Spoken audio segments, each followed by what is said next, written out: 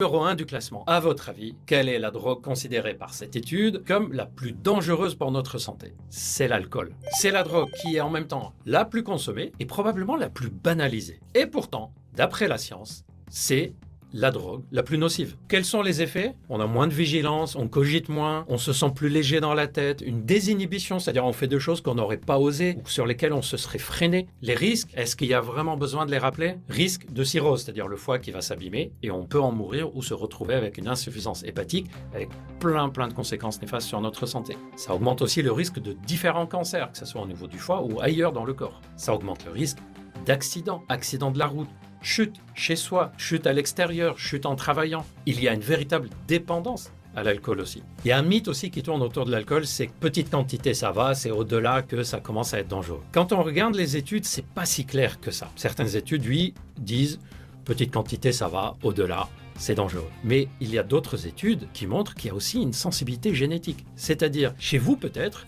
un seul verre peut provoquer des conséquences, alors que chez une autre personne, 2 ou 3 verres ne vont pas provoquer les mêmes conséquences. Sauf que ça, vous ne le savez pas à l'avance. Vous n'allez pas jouer à la roulette russe en vous disant « je vais prendre des petites quantités d'alcool régulièrement en espérant que ma génétique va me protéger ». Mais non, plutôt que de faire ça, on va plutôt se protéger et limiter le maximum l'utilisation de l'alcool. Conclusion, aucune drogue n'est à prendre à la légère. Aucune drogue n'est anodine. Et vous, d'après vous, quelle est la drogue qu'on sous-estime le plus